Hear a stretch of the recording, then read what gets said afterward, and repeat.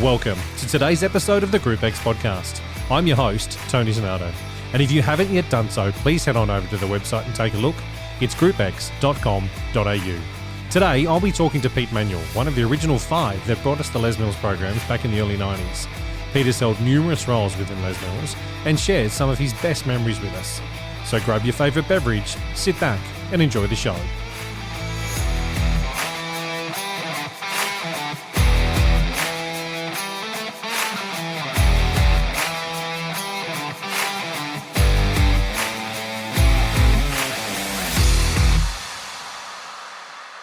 Pete, thank you so much for coming on the show and having a chat to me, mate. I greatly appreciate your time. Oh, thank you for having me, Tony. Thank you very much. And hi to everybody out there in podcast land having a listen. Hey, Pete, how did you get into the fitness industry? Let's take you right back to the beginning for where it began for you. How did it all start? Oh, well, for me, it was probably back in the early 80s, early 1980s, that is. And, I was a rugby playing Kiwi boy out there training, running the streets in the cold and the wet and the rain and hating every minute of that. And my girlfriend at the time, Fiona, said to me, "Why don't you come to my aerobics class?" Aerobics? And aerobics class. Oh, well, that's what she called it, but I was soon to learn it was something else. But I used to go, no. I used to poo-poo it a little bit and put it down and sort of roll my eyes and think I was the big tough he-man, go back out in the wet and the rain and the cold, like an idiot. But eventually, after having had enough of that, I decided, look, I will come along with you today. And so anyway, I went to this aerobics class in inverted commas, and paid my $3 at the door, and it was in a little school hall in Masterton in New Zealand. Yep. And it was me and 70 women. So straight away, we're off on a good foot. Yes. Oh, I love it. Yeah, so that was the start. I went to this class, and I had no expectations. I was a little bit, in my mind, probably thinking a little bit negatively about it. This is just going to be a bit, boring or whatever. Yep. I had no clue what it was going to be like. Yep. But actually what happened was I got my butt handed to me on a plate after an hour of being run and jumped and smashed and push-upped and abbed. Excellent. And it was I remember thinking to myself, that is one of the hardest things I've ever done. Yep. And as a young male, as an 18-year-old, you're doing a lot of hard stuff. Yep.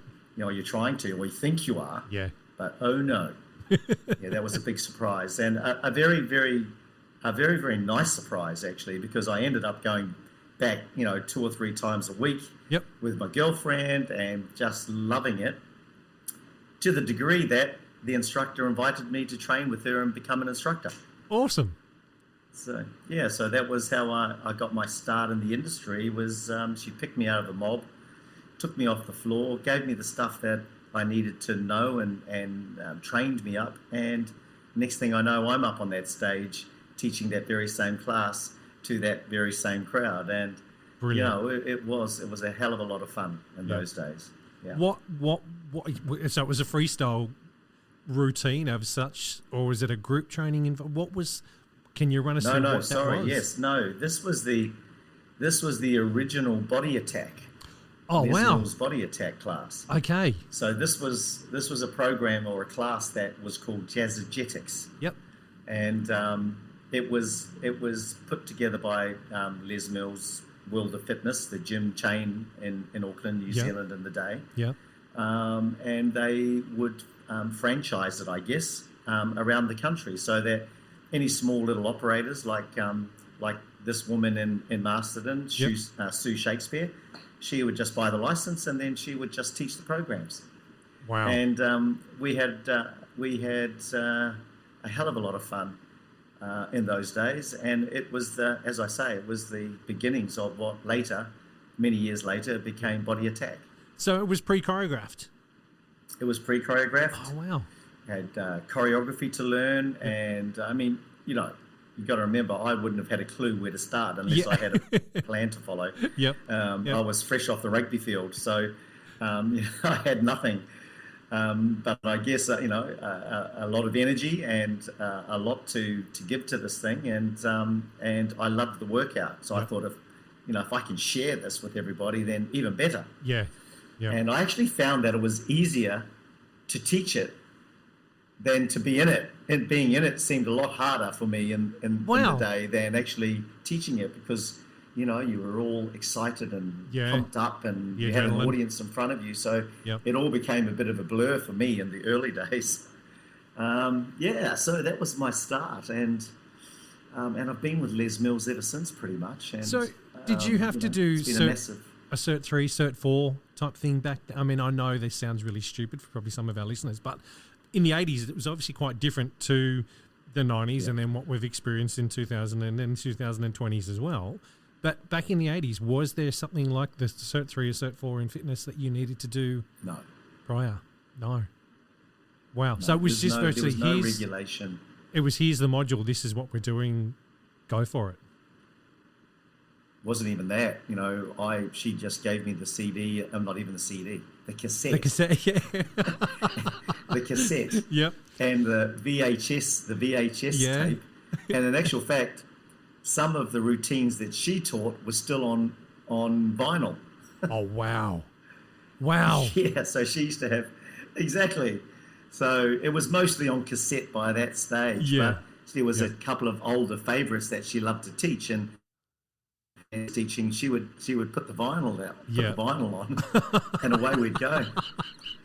Yeah. I shouldn't laugh as hard as I do for that, but I could just imagine a record player in the corner of the room connected up to a sound system, and you want to make sure you didn't jump too close to it because the record. No, exactly. Oh wow. Yeah, you can imagine too. There were a lot of jumping jacks, and burpees and stuff. So that could have been a problem indeed. So how did your first class go that you taught?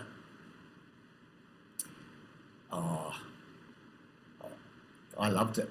I loved every minute of it. But, at the end of the day, as is the goal with pre-choreography, is that if you don't know your stuff, then, you shouldn't teach it. Yep. If you don't know what you're doing, if you don't have a roadmap, if you don't have a plan, if you don't know your music, if you don't know what's coming up next, then you haven't prepared well enough.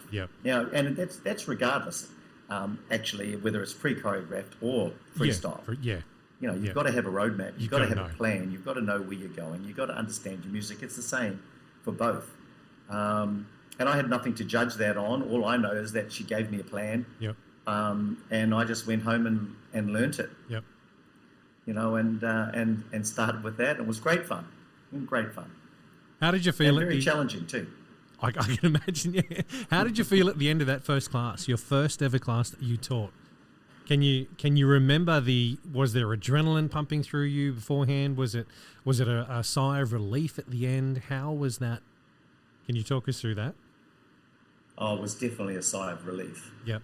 I think all Les Mills instructors out there in Les Mills world, and there's probably a lot listening, is that the first time you teach that class, whether it's pump or RPM or body combat, whichever program you teach, for the very first time, getting through to the end, you're in that cool down phase, and it's such a relief because you've done, you're there, and it all came together. And it was mostly right. Well, at least you hope it was. And it's such an amazing feeling and such an amazing relief. And then very soon after, you get the kudos too. The people come up, thank you for the class, and they enjoyed it. There's lots of smiles, and at the end of the day, that's what it's all about, isn't it? It's all about, changing lives. It's it's what we do in this industry. The connection. And if that's not our intention, then it certainly should be. And if that's not someone's intention out there, then maybe you're in the wrong business. But, that is what we're trying to do out there: change lives for the positive, for the better. This is the Group X podcast. So tell us what happened next in your fitness journey. That was Jazzagetics. So what was next in the repertoire? Well, very soon after that, I had always been interested in amateur dramatics. So through school, I'd been doing amateur theatricals and, school theatre stuff. As in stage performance? School, yeah. Oh, wow. Yeah. Yep. Yeah, drama school type of stuff. Yeah. And post school, I joined the local amateur theatrical society in my little town. And fell in love with sort of being on stage and being in the theatre. And part of that was also working with Sue Shakespeare and, teaching Jazzagetics as it was. Yep. And she was the one that, and my girlfriend at the time, she and my girlfriend were in this amateur drama group. Yep. So they dragged me along to that as well. As you can see, I was a bit of a follower in the day.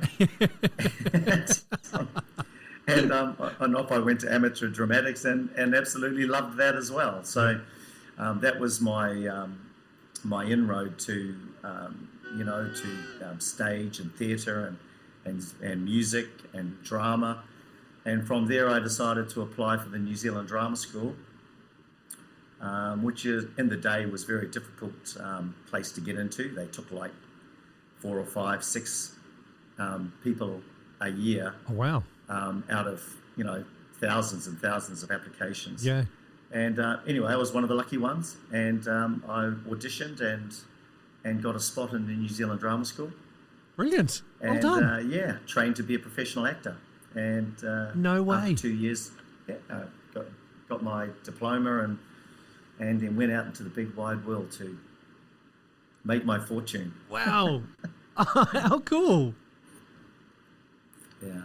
Oh, that's fantastic. But it was an easy transition for me because suddenly I'm on I've learnt this teaching thing and I'm on a big school stage in front of all these people with a sound system and music, and we're doing all of this choreography. Yep. So it wasn't such a big leap for me then now to transition to to real drama, to real music. I mean, both are very, very similar.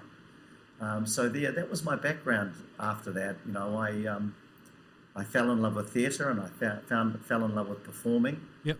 And then along the way, I eventually ended up in Sydney. I moved to Sydney in the day, and I did some theatre roles in Sydney, and eventually finished one of my first year in Sydney doing a tour of the Rocky Horror Show.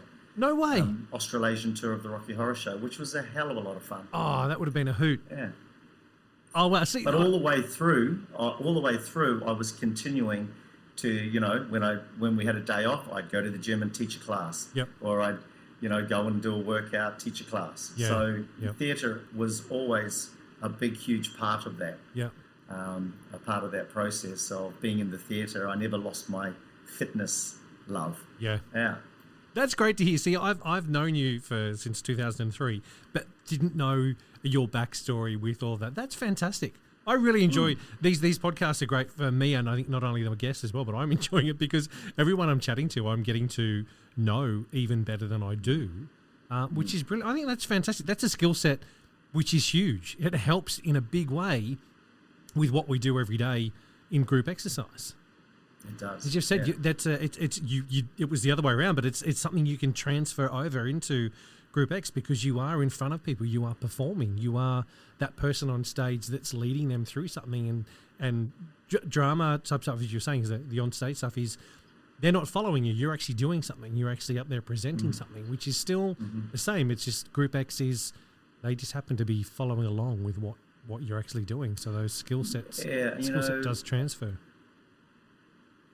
Yeah, I always thought, when I took another role on full time in the fitness industry, the theatre work, it goes in waves. There's a lot of work and then there's not much work, and there's a lot of work and there's not much work, and there's the old stories of there's if you're not acting, you're a bartender or you're a waitress, Yep. And it's very true, and those are the waves that theatre people go through when the work is on, and you've got a season to fill, and then it's great, and you hone your skills, and you practice and prepare and rehearse, and you go out there and you play the character that you've been hired to play. Yeah. In the down times, I always had fitness to fall back on, and it wasn't a leap for me because, I wasn't missing out, because in every gym I worked at, there was a stage, there was an orchestra, being the sound system, there was a microphone, you were mic'd, and you had an audience. So for me, it was, I was able to continue to practice my skill sets all of the time, and I think that just kept me in the loop the whole time with, keeping my skills honed, being up in front of an audience is a real art, and being a public speaker is a real art. There are a lot of barriers that you've got to step through, that you've got to break down to put yourself up front like that. And so, I was one of the lucky ones, because I'd come out of drama school and I felt comfortable in that zone. So, taking the leap full time into fitness very soon after, was a very easy one for me, and I really believe I was a better instructor, a better presenter, better trainer, better coach, because I was an actor first. And because I had that opportunity to hone my skills as a performer. So you had the performance side of the 5 key elements before you realised you had the 5 key elements started. Yes. Yeah. Well, it was a little bit of that, indeed. Yeah. So how did you moved over to Australia? You moved over to Sydney. Yep. Did you pick up work teaching in a gym in Sydney? Talk us through that. Yeah, so back in the day, Les Mills and Colleen Mills, Les and Colleen, the original founders of Les Mills, they had a small gym in Castlereagh Street in Sydney, called the Club World of Fitness, and so because I had met them already and I knew them, and they knew I was coming to Sydney, they said, look, go to our gym and speak to the manager there, Janice, and she'll give you some work. And she did. I was so grateful to so many people in my life, in the Les Mills family, because, since I was 18, there's been door after door that has opened up along the way, or connection or contact, or meet this person, talk to that person. And it's been a really, really lovely community to be a part of for my whole career. And of course, much later on in it, we were able to go on and do bigger and greater and, massive things around the world. So, I'm very, very grateful to all of the Mills family for the opportunities that they gave me as a young guy. And now I'm not a young guy anymore, and still to have that connection and to that to their family and the whole Les Mills family has been amazing. Incredible. So you got here with Jazzagetics under your belt. What was the next program you did training in? Well, the next program was Pump, of course, because Pump was the big one. And it was called Les Mills Pump in the day. And I can remember my first Pump class. I went back to Auckland. My best friend was Mike McSweeney, and he was creating Pump by this time, and he said, come and do my Pump class today. And I was like, okay. Anyway, this was again, if I thought that first Jazzagetics class was hard, this was another level again. Steel bars, packed loaded with weights, and everyone around me, including the women, seemed to have lots of weights on. And so we had wooden boxes for steps, and this class was just out of control. 100 people in this classroom. Oh, wow. Lifting, pumping, weight training to music. And it was incredible and hugely inspiring. And that's where I first met Pump. And then very soon after that, a certain person called Bill Robertson Yes. who I'm sure everyone will we be know him. very familiar with. Eventually, he came to Auckland and, basically did what I did. Went to a pump class by chance, I think, and got absolutely smashed in this class, but with all of these people. And again, it was a time in the industry where, participation numbers in Australia at the time were on the decline. Yep. And you had a lot of clubs that had very big studio spaces. It's expensive real estate. So as a gym owner or a management, you had to really decide whether or not, that was the most viable way to have that piece of real estate being utilised or not. Yep. So Bill was looking at options, and he'll be the first to tell the story, but he was looking at options in the day, and he was considering chopping his aerobic studio in half and turning it into a cardio theatre, yep, which was all the rage. Turning into a cardio theatre, at how many hundreds of thousands of dollars was that going to take to do? Or find something new to inspire people to come back to the studio. Yeah. And long story short, that was Pump. Yep. He met with Philip. They made an agreement, and he was able to have Pump in his club in Canberra. Yep. Very soon after, the numbers turned around. People flocked to the Pump class. It became the new big hit, and we all know how it went after that. Yeah. Yep.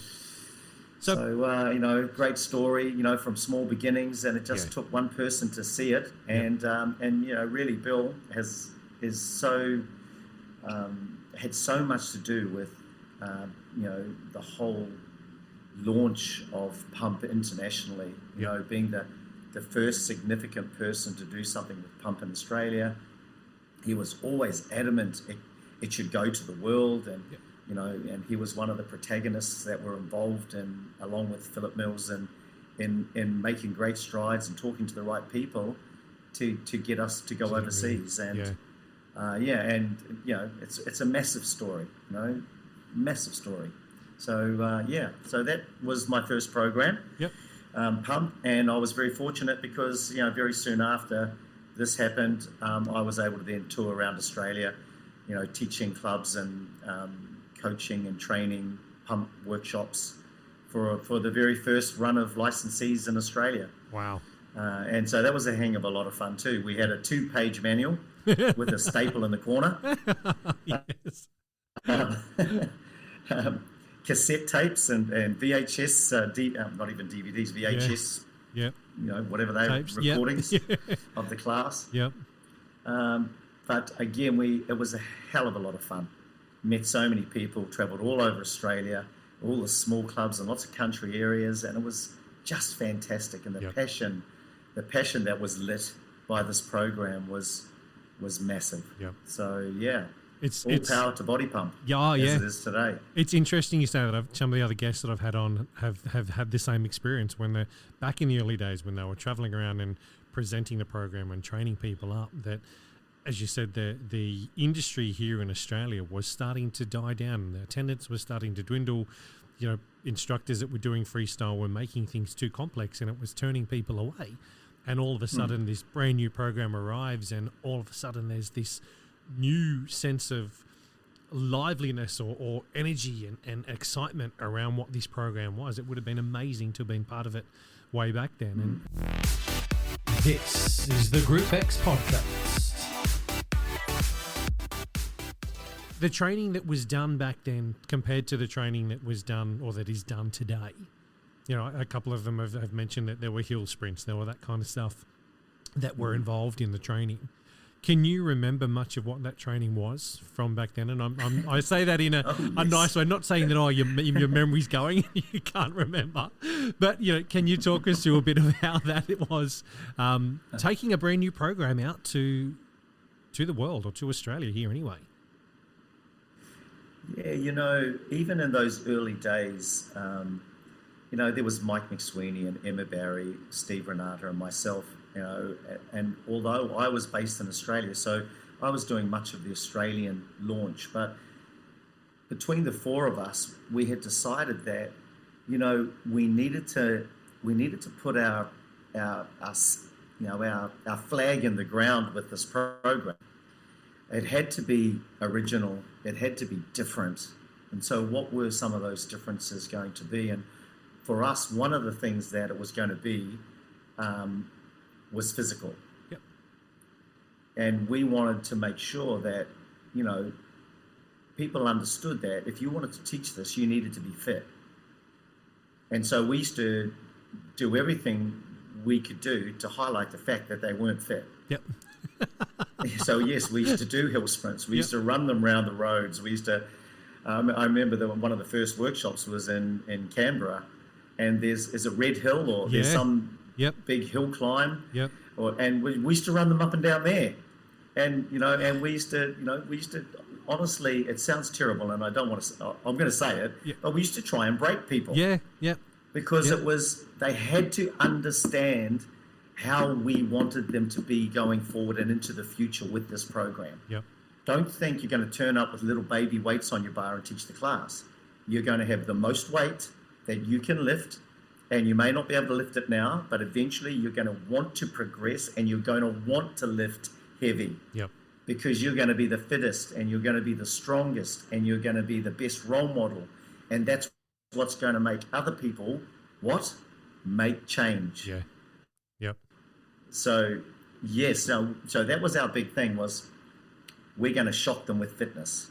We're going to shock them. We're in the fitness industry, but they're not fit. Yep. And so we're going to make them fit, and that was part of our this whole cultural shift that we tried to bring with us along the way. It was a little bit of New Zealand, there was a little bit of Maori culture that we used to throw in with the hongi in the day. We wanted to build a new tribe. We wanted to build a new community. And it didn't matter who we met along the way. It didn't matter what color you were, what shape, what size you were. But if you wanted to be a pump instructor, then you were welcome into our tribe. Yep. And when you're in our tribe, we do things like this. Yeah. Yeah. And we started as we intended to carry on, and it stayed that way for a long, long time.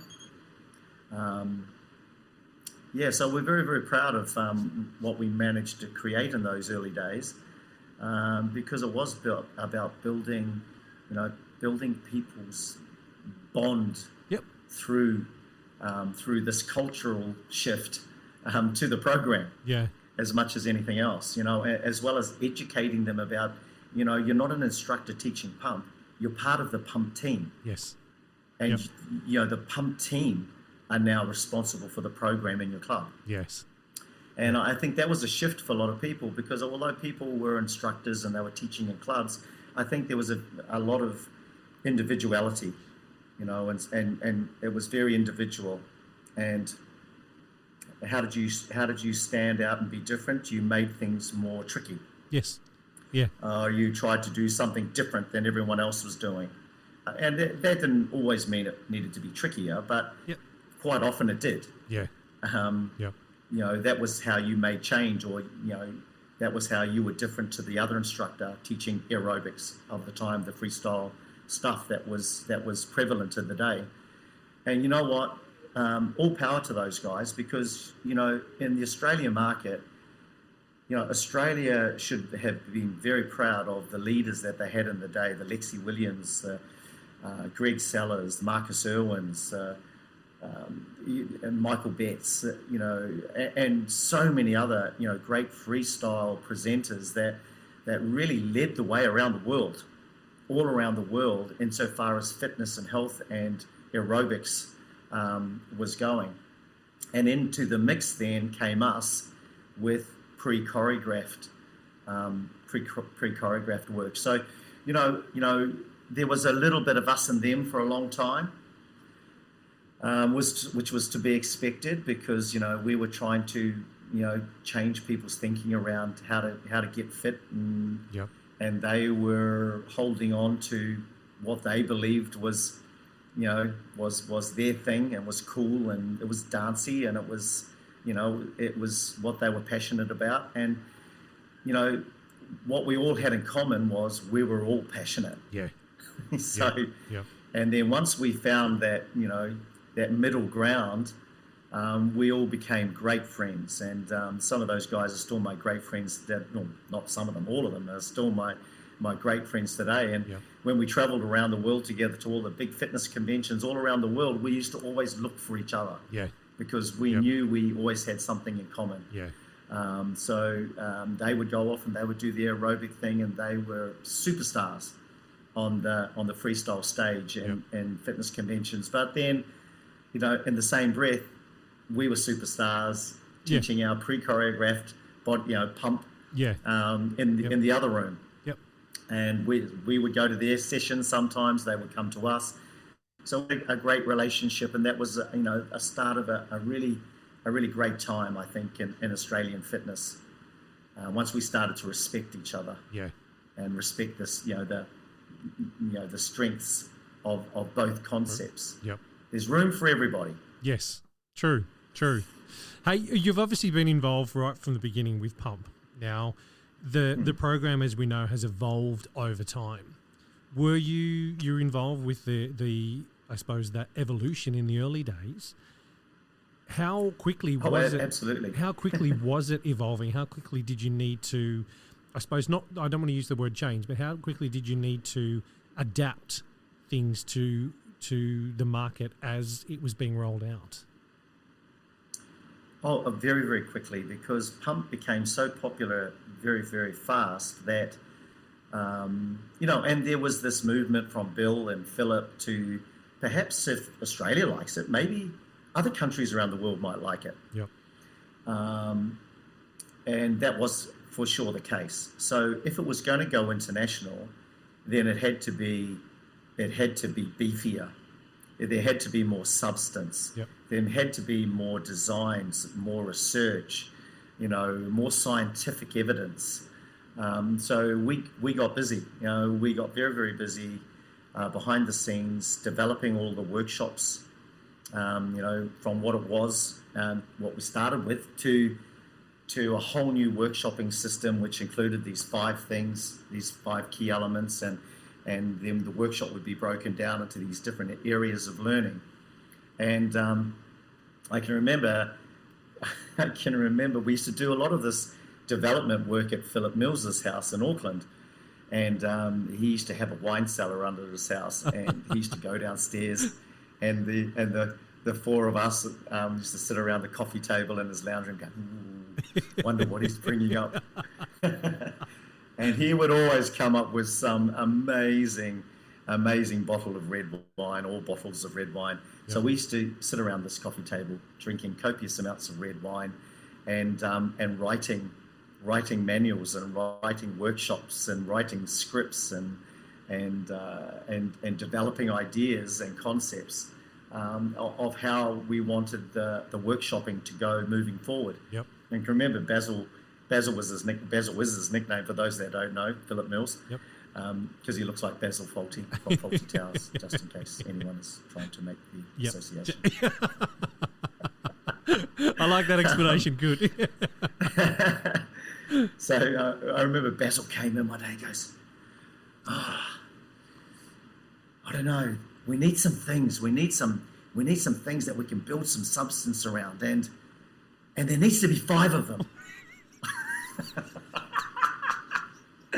And we're going, okay, all right then, 5, all right. And that was the start of the 5 key elements, because Basil said there was going to be 5. And then, we pieced in physical execution, we pieced in choreography, communication, connection, everything that we've, built as part of a workshop. And that's how that all started. Yeah. But then, of course, once you've got the concept of the element,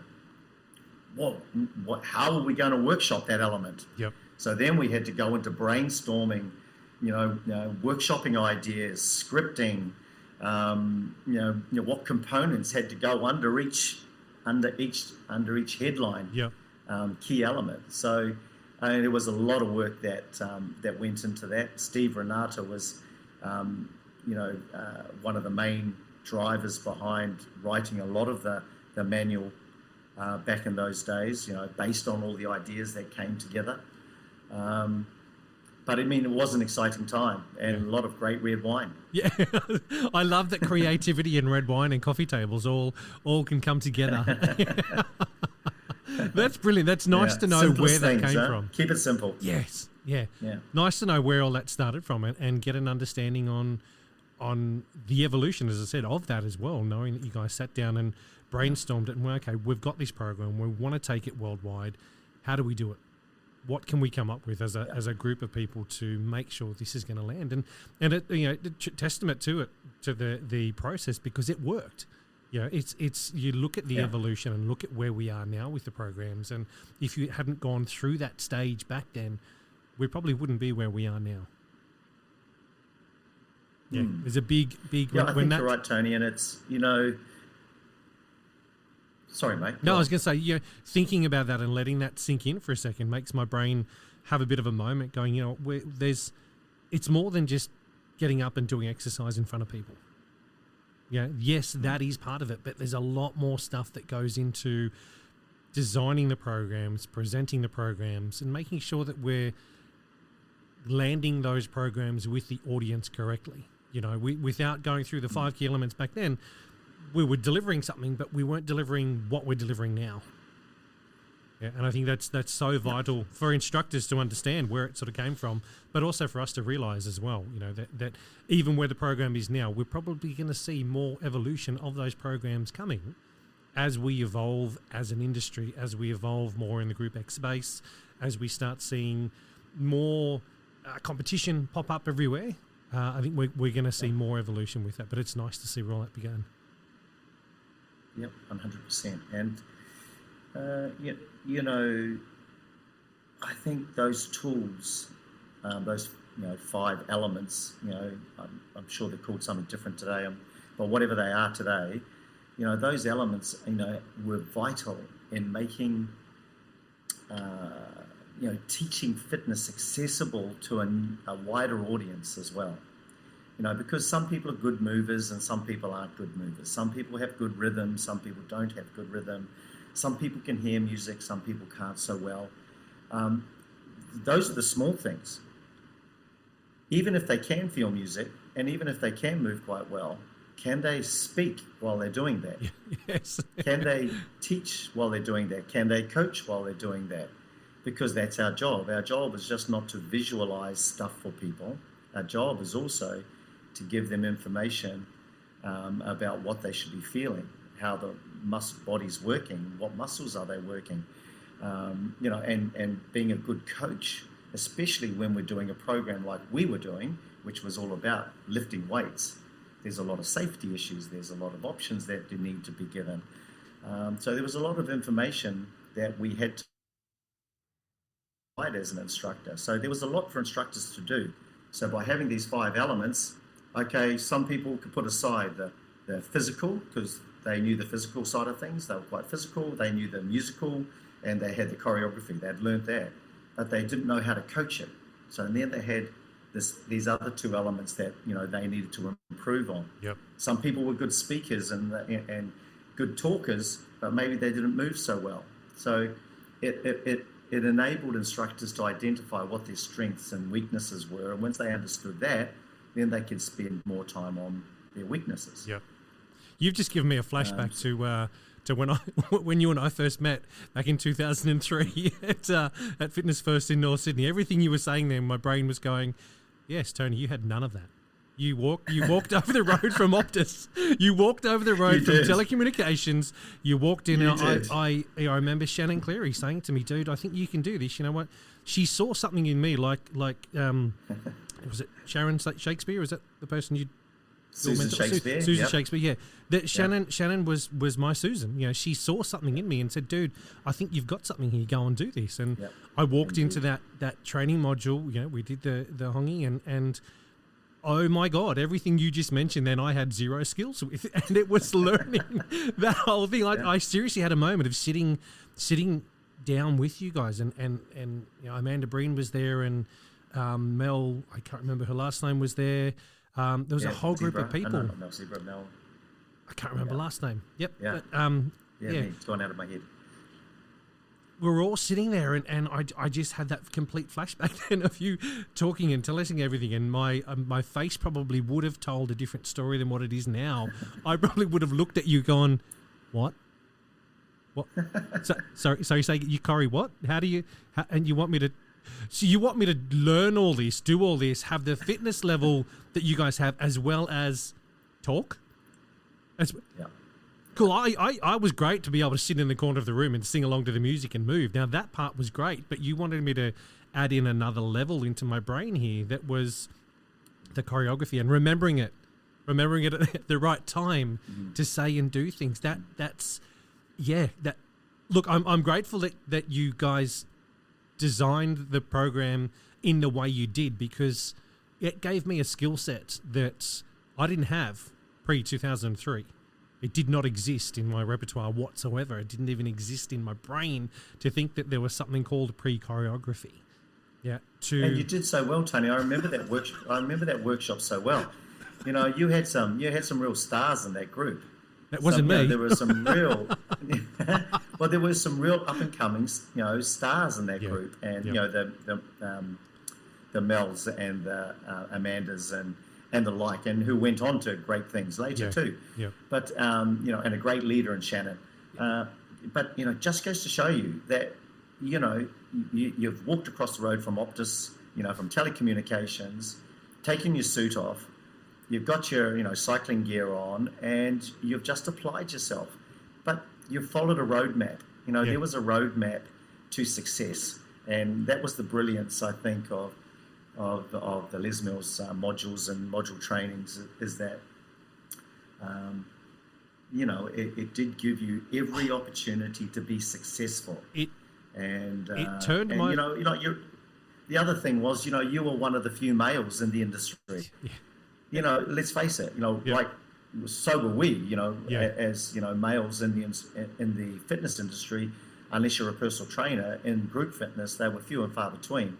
So, to have a new male on deck as an instructor was also promising. So, you did super well, and look where you went with it, and look what you did with it. You did great things. I thank Shannon for seeing something in me that I didn't see in myself. I thank you for helping me to learn that skill set that I took through for the last, it's been 20 years this year, or 20 years next year, since really that I've been doing stuff. And it's a life skill set. I wouldn't be here doing podcasts around group exercise if I hadn't started that journey way back then either.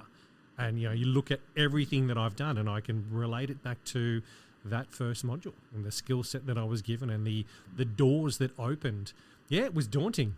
It was very daunting. But at the same time, it was so nice to have someone who knew what they were doing in front of you, i.e. you, to guide us all through that process and go, hey, guys, you know what? Yeah, we don't expect you to know this before we've told it to you.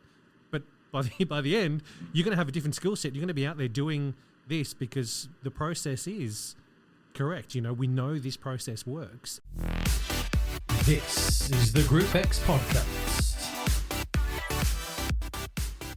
Yeah, no, it was a good journey, and the process, the learning process, it was designed to get the results. Yeah. We knew that we were going to be able to get everyone across the line at the end. Yeah. There were very, very few that were so not capable to not make it to the end. Yep. And there was no one that we couldn't work with, that we couldn't make some positive change. Sure, they may not have been going out there and being the first cab off the rank as one of the launch instructors. It might have taken them a month or 2 or 3 or 4, even longer in some cases, after the workshop to actually get to that teaching stage. But there weren't many that dropped off altogether and just thought this wasn't for me. So we wanted people to be positive about it. We wanted more instructors in the industry. We wanted more passionate instructors that love to pump or RPM with us or combat with us. So it was a case of going out there and inspiring them with these workshops. And I think that's one of the things, as much as people love the programs, I think some of the biggest highlights for people it was the workshopping process. Yes. People made great friends in the workshops. People learned great skills sets and challenged themselves in different ways in those many workshops. And some instructors have done, 5, 6, 7 different workshops now. Yeah. And a lot of them telling the same story along the way, right? So just then applying those learning skills to a new style of movement or a new program. Yeah. So it's the base that we put down was super good. Super proud of it all. You mentioned earlier on about performance, and I want to go down that path if we can, because I relate my journey through my RPM training and through meeting you. I had never been in front of a group of people before. I'd been coming from telco. I'd walk into a meeting that maybe had 3 or 4 people, and yes, it's just like having a normal conversation. Getting up on a bike or getting up on a stage in front of people and putting all those skill sets together, you had to perform. And as you mentioned, your skill set from the drama days and show stuff and moving it in, it was one thing that I look at now and think, that's a skill set that is so vital and important in that space. You know everything else. I mean, you can be a very bland, boring instructor, just knowing what you've got to get through. But you've got to be able to turn it into a performance on there and bring in your personality at the same time. And I will take our listeners down a journey, a little path here. You and I did a launch in at Bondi Platinum, and I can't. Wasn't it what? I'm sure it still is too. By the way, I'm sure it still is. Just doesn't have us. Yeah, sorry, just doesn't have us teaching there anymore. I'm sure you still are. Just doesn't have us there anymore. I just say because I was running the group fitness. Yes, that's why I'm saying. Yeah. But I remember you had recently come off filming, and I can't remember if it was 50. I think it was 50 RPM 50, where September was track 1. Tribal Dance, I think, was track 3. Yep. And I think it could have been, I think if I'm right, track 5 was I think the Les Mills Global. I think it was the Les Mills Global launch. We had a massive convention in Auckland, and people came from all over the world. Yeah. And we did this big, massive launch of all of the new releases. Yeah. And they were all filmed live. Yes. In these massive auditoriums. So it was one of the first real big events that we did live. Yeah. And I remember the track that we'd said, Tone, yep, you do these tracks, and Pete, you'll do these tracks, and we got up on this tiny little stage at Bondi Platinum. And you obviously knew your choreography inside out and back to front, as you do. Yeah, you just come off filming, you want to nail it, and yes, you knew it, of course. However, for our listeners, Tony screwed something up, and I can't remember if it was track 3 or track 5, which one I got, but I remember it was. I think they say it could have been Tribal Dance if that was the track 3, but anyway, I digress. I screwed it up royally. But I need to tell our listeners that Pete here you went along with it. You just did whatever it was that I was doing. You kept along with the train wreck. You were a professional and just went, yep, cool, yep, this is what Tone's doing with this. Let's just get through it. I'm sure that you were probably cringing the entire time, and probably your facial expressions, which I couldn't see because I was looking straight forward going, shit, I've screwed this up majorly. But it's okay. Pete's next to me. It's okay, Tone. You're going to be fine with this. And I just remember it being a disaster. But it was a performance. Yeah, so I take it back to that. It was a performance, and I managed to get through to the end of the track with you next to me. And I'm sure we would have had a conversation. I don't recall it because I think I blanked that part out of my head. But I'm sure we would have had a conversation afterwards where you would have said, "What was that?" I don't know about that. But giving feedback at the same time. That's where I say it was. Tone, what was that? That was completely. I don't know what that was, but yeah. Yeah, but that's part of it. It's like whoever's got the microphone is in charge, right? Yeah. Mate, I was so appreciative. If you're in charge, I'm following what you've got going on, and that and that's part of sharing the stage. Yeah. You know, it's part of also, you know, not just folding under pressure. You know, you could have just gone complete blank and not known what to do and sort of sat there and shrugged your shoulders, but you know what, you just carried on, and that is the art of performance. That is one of the big skills. You know, you just don't need to stop. You just carry on. You make it till you fake it. You know, as the old performance saying goes. I can remember, and you know, one of the worst feelings I've ever had on stage was when I was in the theatre at drama school, and I'm on stage, and I know my line is coming up, and I can't in that moment remember what my line is, but I know it's coming, and it's the worst feeling. So it's either going to come to me very, very shortly, or I'm just going to have to wing something so that we can get to the next line, so that I can give the lead in line for the next person to say their line, and then we can carry on from there. So, I mean, these are all things that, you know, we all have to do at times. You know, it really is not going to change the world, is it? You know, whether or not you got your choreography right or wrong that day. What you did is you had a great time, and you were passionate about what you were teaching in that moment, and that's the most important thing. And you had my 100% support.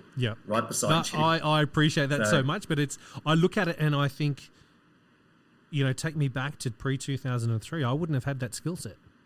I wouldn't have been able to just fudge my way through and get to the end of the track and go, wow, that was, that's what that was.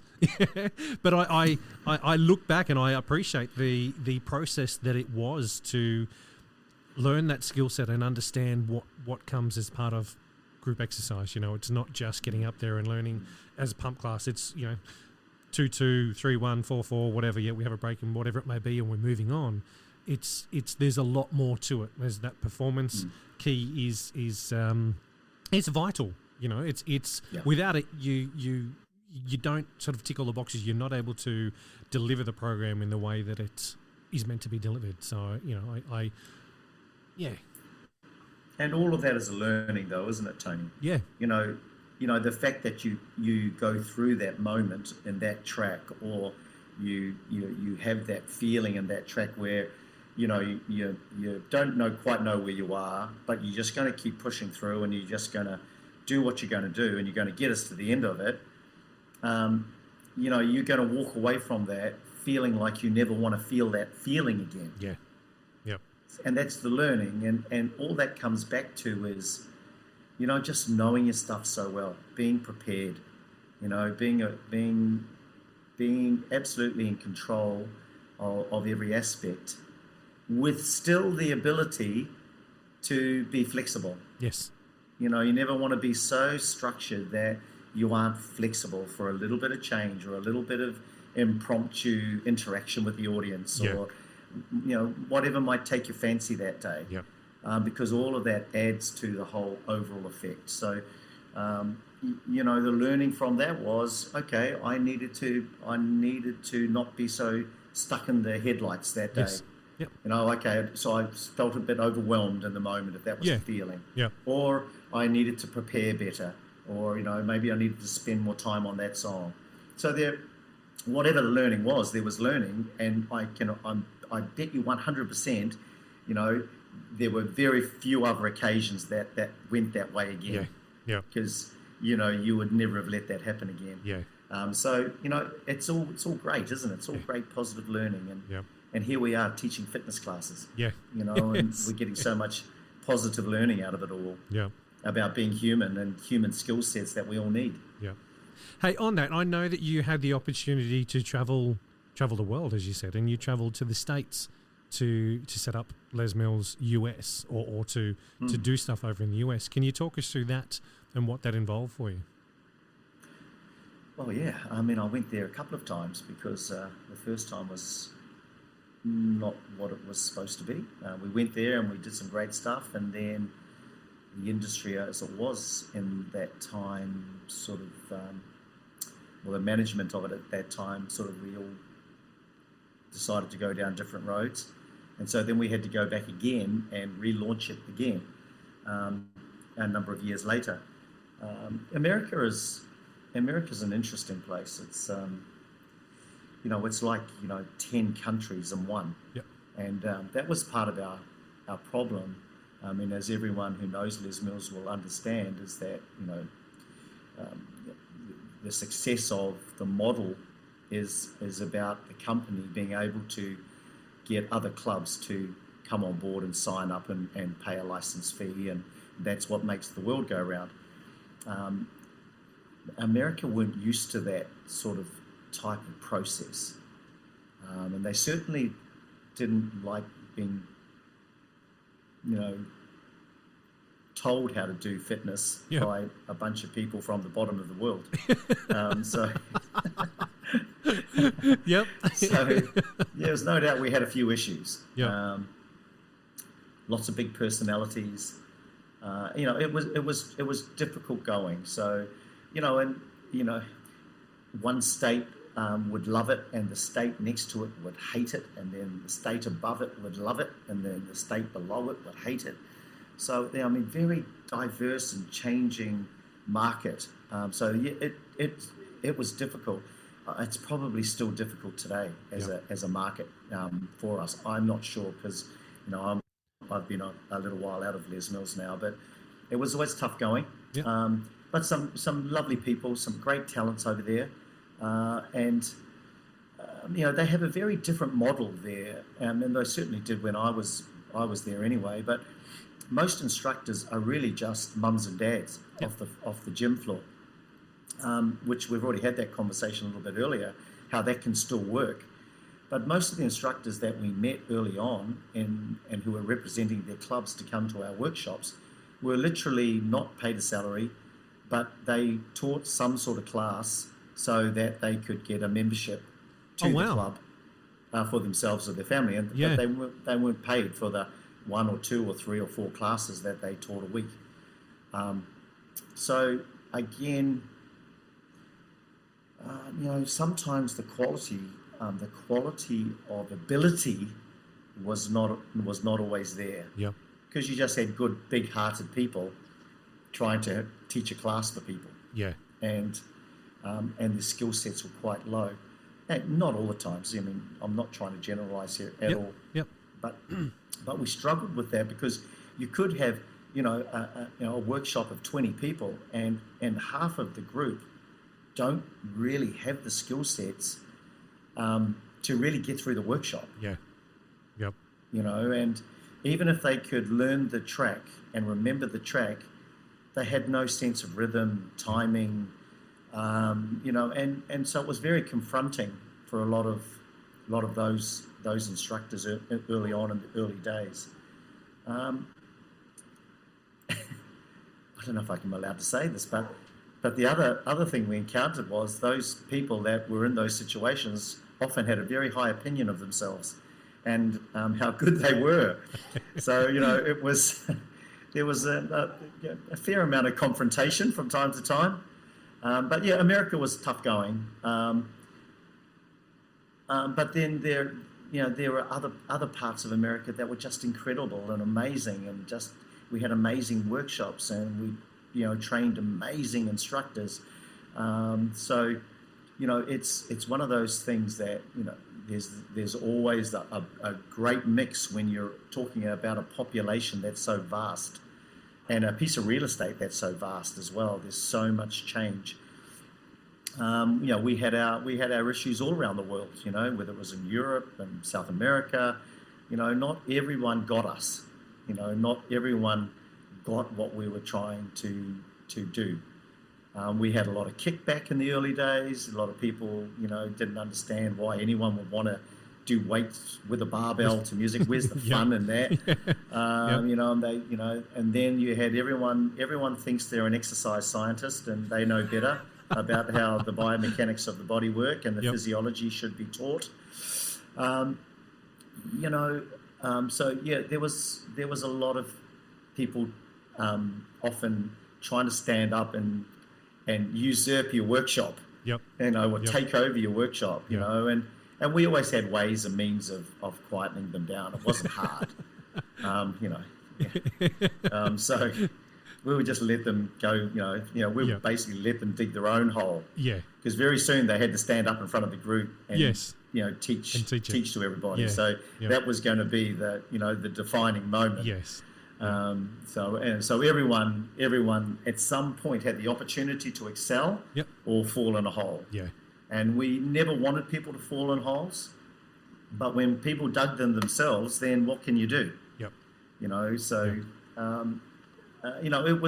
was an interesting time, and it wasn't always easy, and we got a lot of flack and we got a lot of rejection in the very early days. I can remember traveling to Europe with Steve, Renata, and we arrived in France, and we were put up in this hotel, and there was a big red light flashing out the front, and this room. Sure, it was a hotel. The room.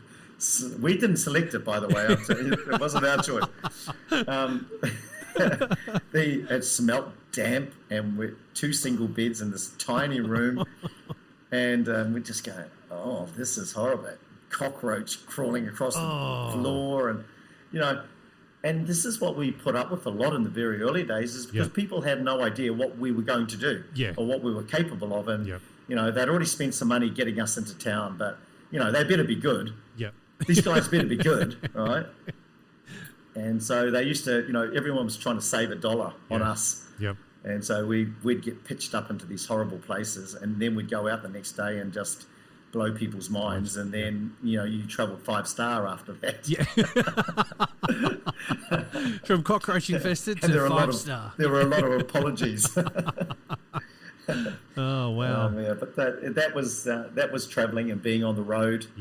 Saw the world, got paid to do it, met some wonderful and amazing and talented people along the way, and I did it with my best friends. So what more could you ask for? What more could you ask for? It was just so much fun. This is the Group X podcast.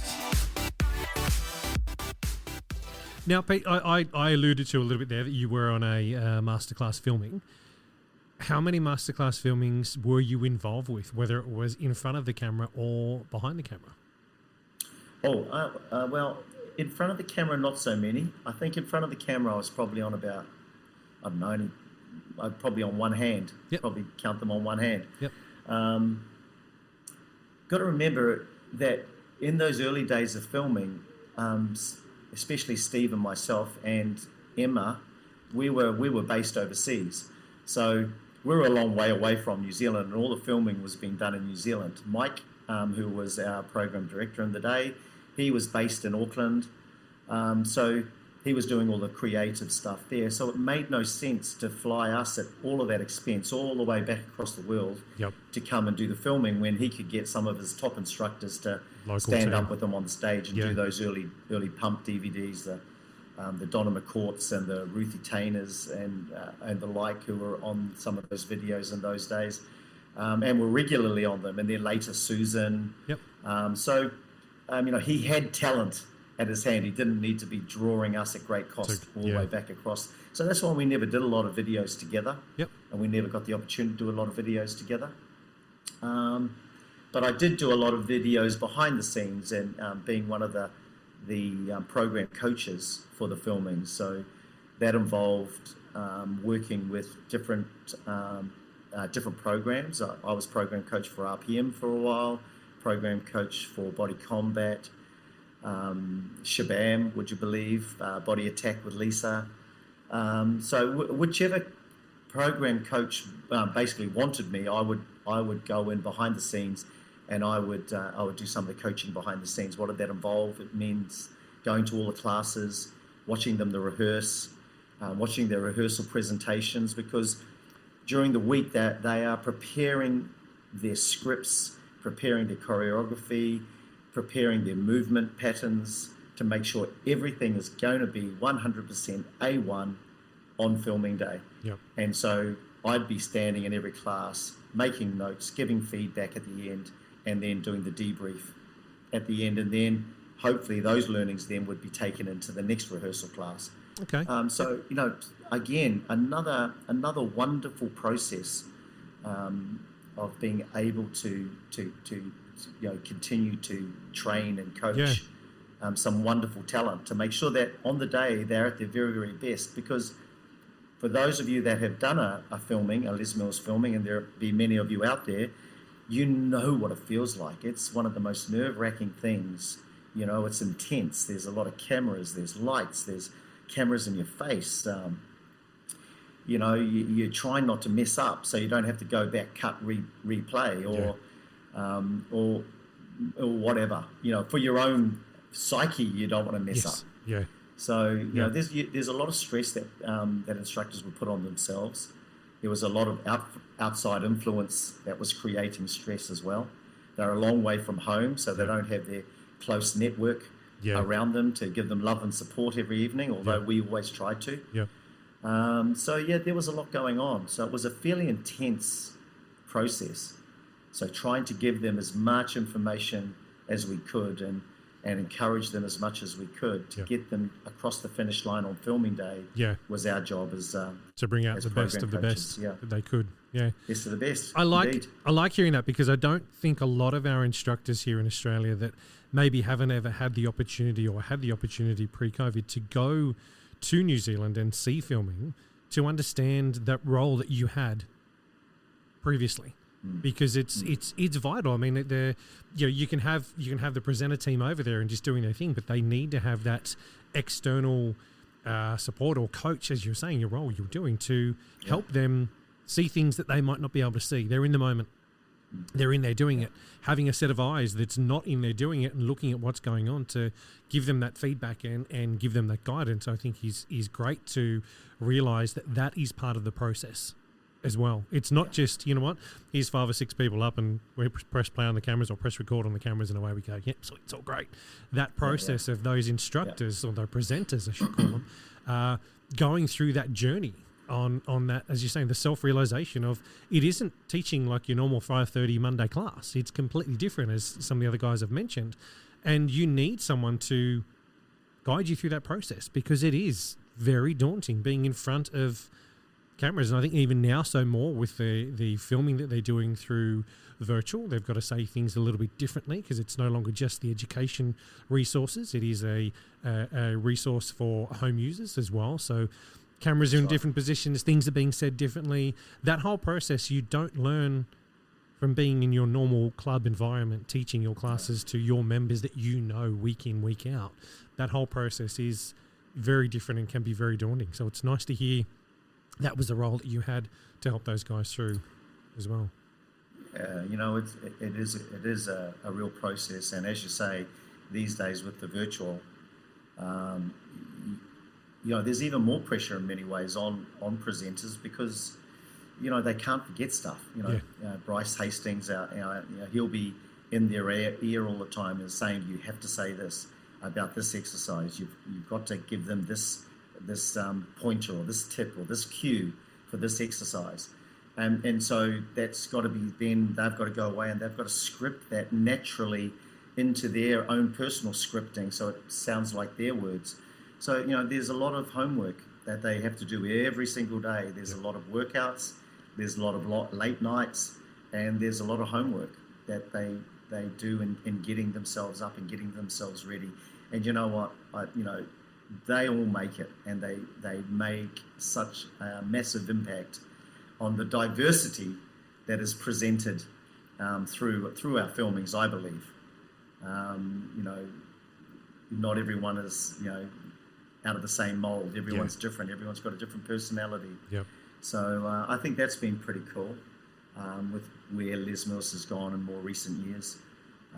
And also, the way they've changed up the filmings there, those obviously very high tech these days. There's a lot of location shoots, which we never did back in our day. Yep. Never had those opportunities.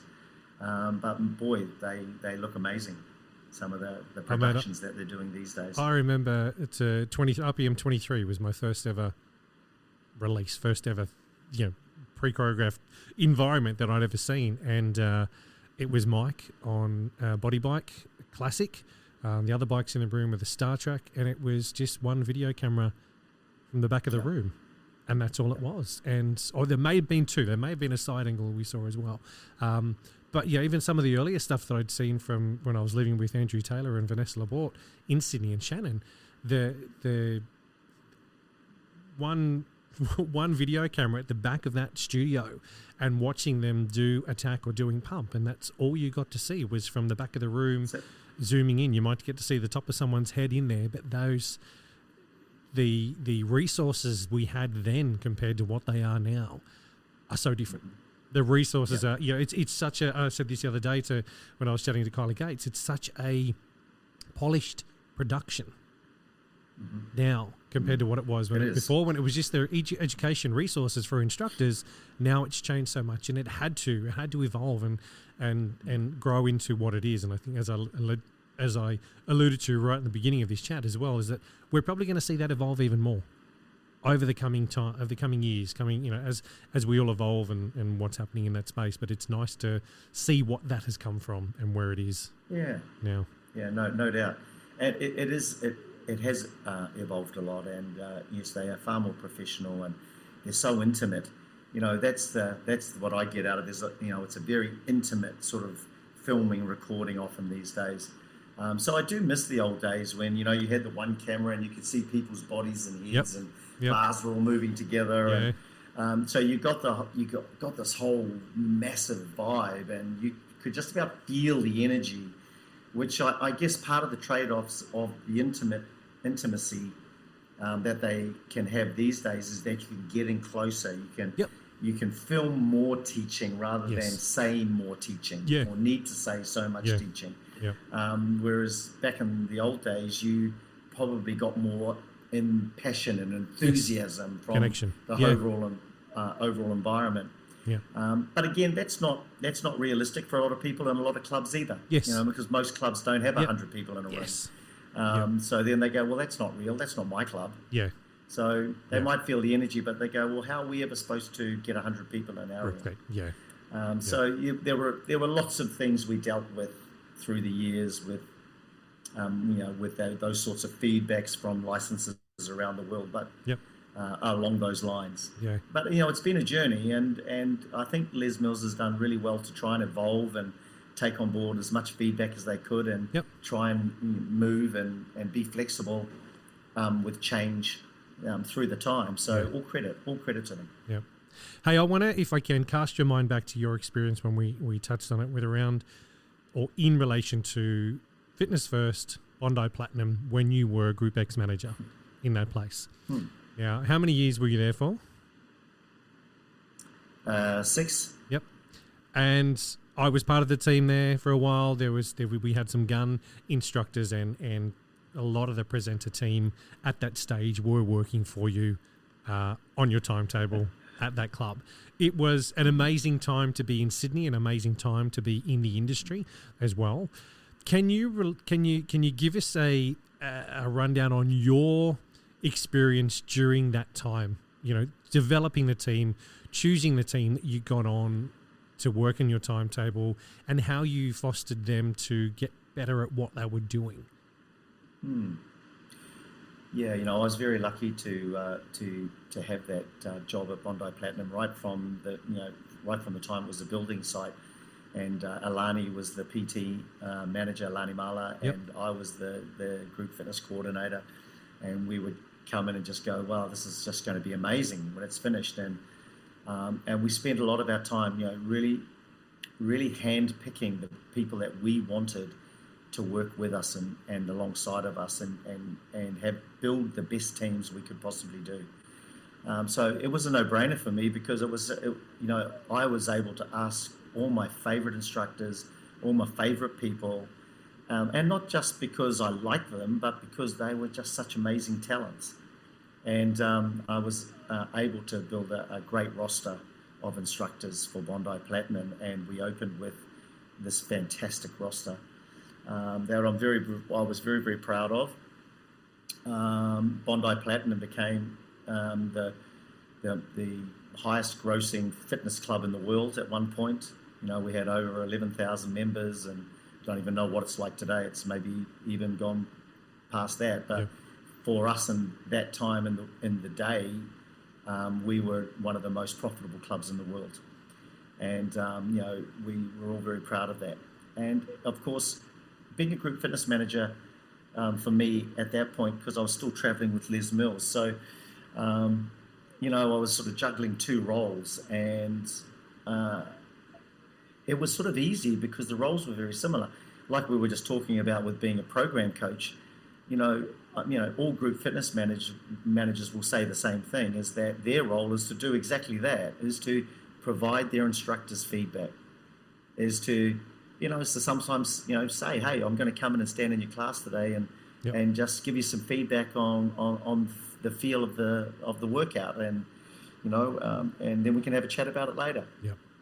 So a part of that role is developing your instructors. Yep.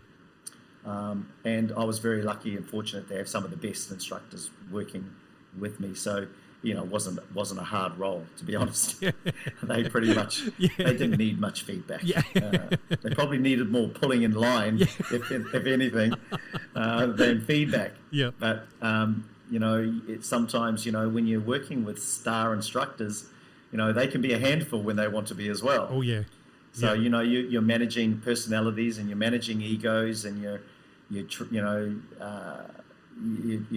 trying to make sure that they are abiding by the rules of the club, and and how we run things there. So, there's as much managing their skill sets as managing their personalities as a part of your group fitness team. I'm glad you. But great fun, great club, and we had some amazing. We had all the celebrities were training up there: Hugh Jackman, Nicole Kidman. Yep. And many others would all come in the special elevator and up the special door.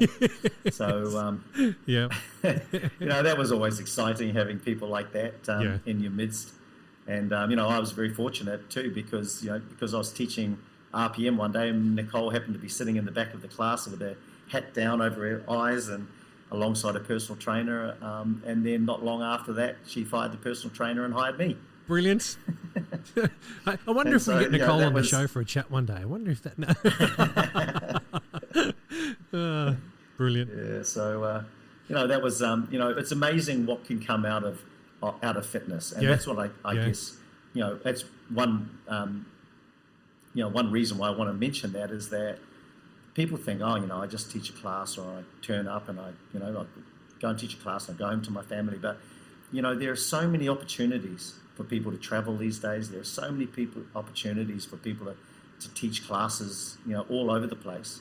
There's so many opportunities for people to meet, people that can really impact quite positively on their lives. It could be a business coach. It could be, a money mentor. In my case, I was picked up by a famous actress.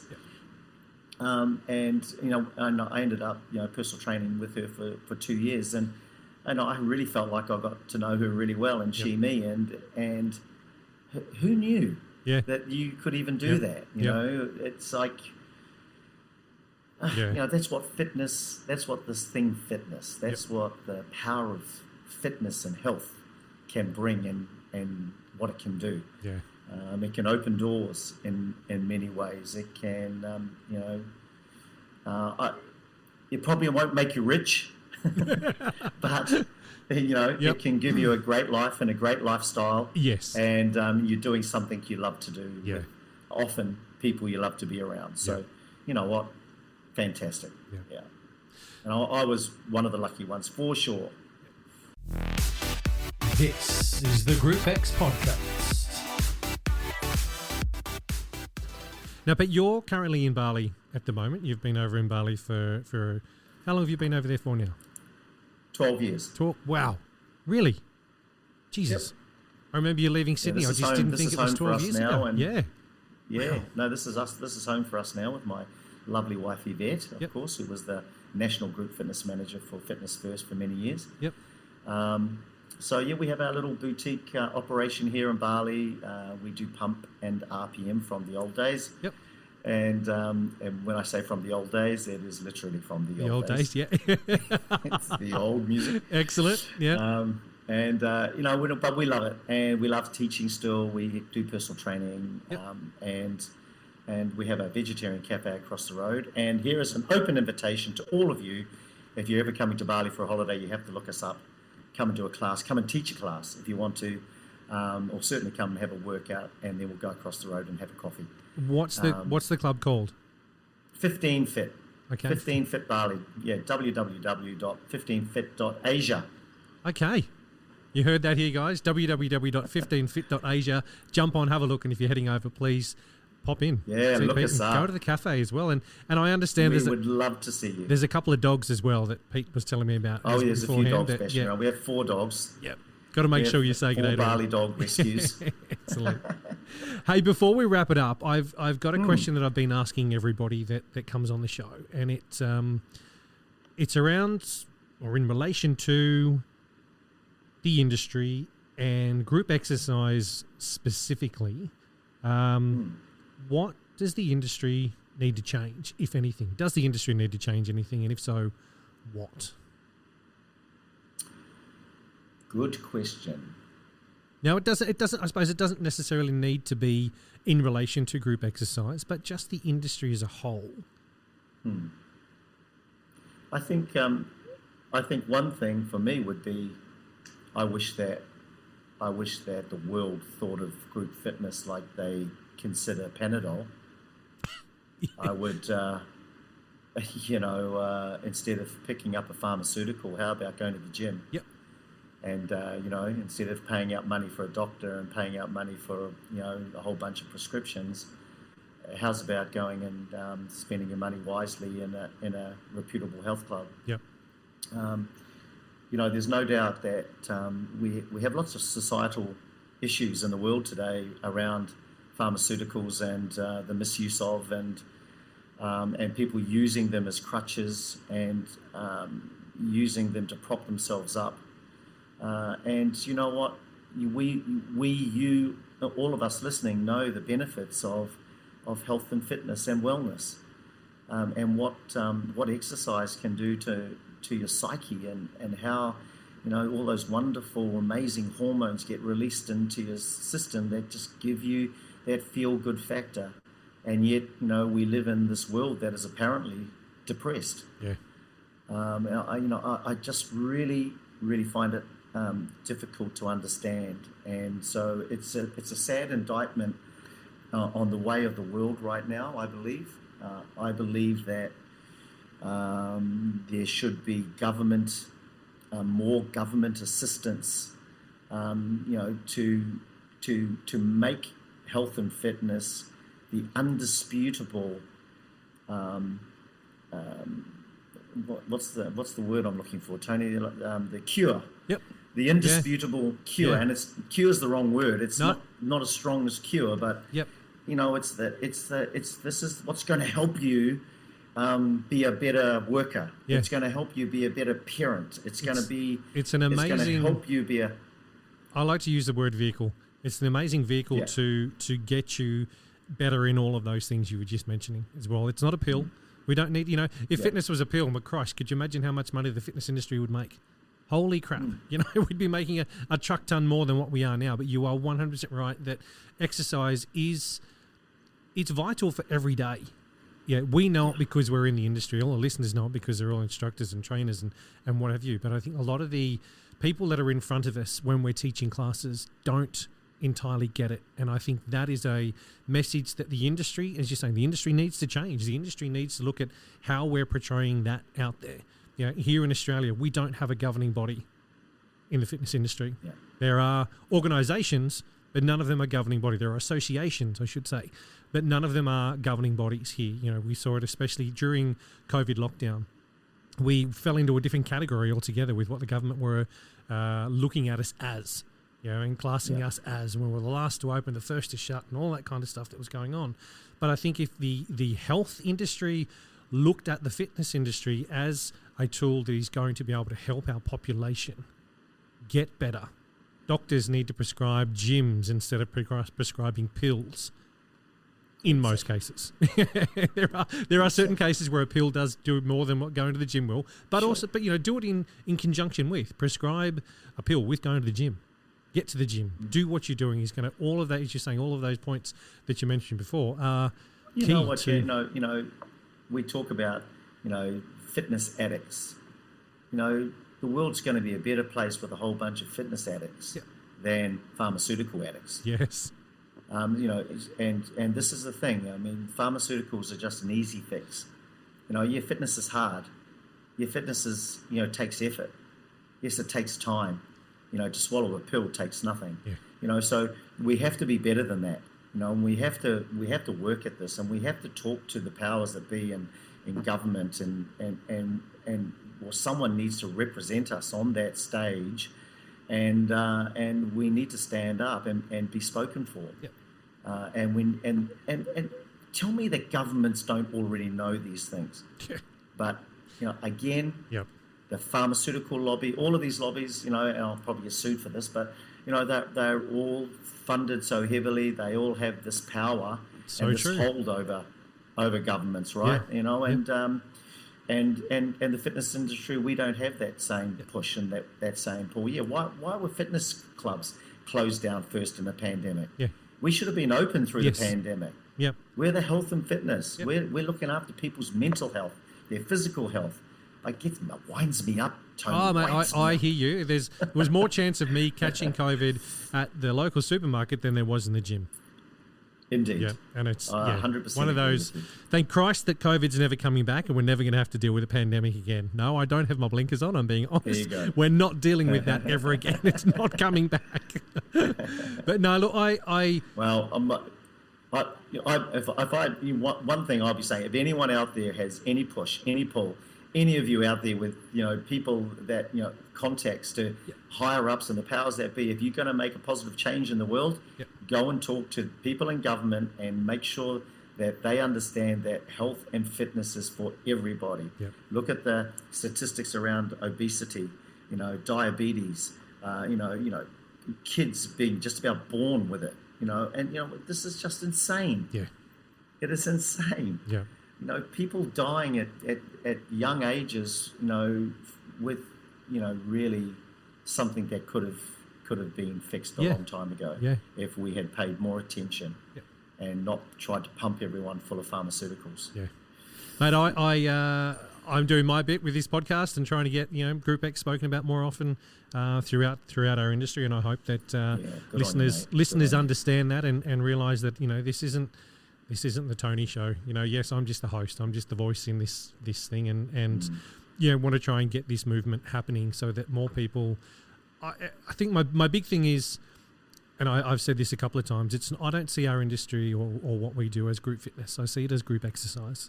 Exercise is the actual action. Fitness is the result. We're aiming for that fitness level, but let's get group exercise done right. Let's get people talking about it. Let's get us moving. Let's get clubs attracting more people, and if that means that we need, as you're saying, get in contact with the government, get in contact with doctors, do what we've got to do to make sure that we're getting more people through. Clubs are going to be more successful, instructors are going to be happier, we've got more people coming through. The end result being fitness is going to be fantastic. But let's get group exercise right. Let's work on ways to actually get it more attractive for more people more often in here, so that all those things we just spoke about, diabetes, all of that kind of stuff happening doesn't take us over. It's But Pete, thank you. And it's still an affordable thing, right? The health clubs today are, yes, okay, everyone's struggling to some degree or other, but don't compromise on your health and wellness. That should be at the top of the pile, and unfortunately, too many people put it at the bottom of the pile. And I think of this in terms of, I think about the number of women that come to our health clubs. Let's face it, in health clubs, it's predominantly, women heavy. I don't know what the statistic would be, but majority of our users are female, and they are notorious for looking after everyone else but themselves. they're notorious for looking after their kids and their family and their mum and their dad, putting themselves and not last. taking enough good care of themselves. Yeah. And that's that wonderful nurturing, That motherly instinct, personality, yes, yeah, that women naturally have yeah. in themselves, and they're the biggest part of our market, and we just need to encourage them to look after themselves, number one, yeah. and then look after those around them. But never ever compromise on your health and wellness and your fitness, and the world will be a better place if we just started with that. Yeah, so true. Anyway, mate. Very true. Anyway. But no, Pete, thank you so much for coming on the show and having a chat. I greatly appreciate seeing you again, catching up with you again, and being able to share your story with the listeners. So, mate, thank you so much. It's been a pleasure, Tony. Thank you so much for having me. And to everyone listening, stay well, stay healthy, and look after yourselves. And I hopefully see you all in Bali someday. That'd be nice. Someday soon. Yes. Yeah.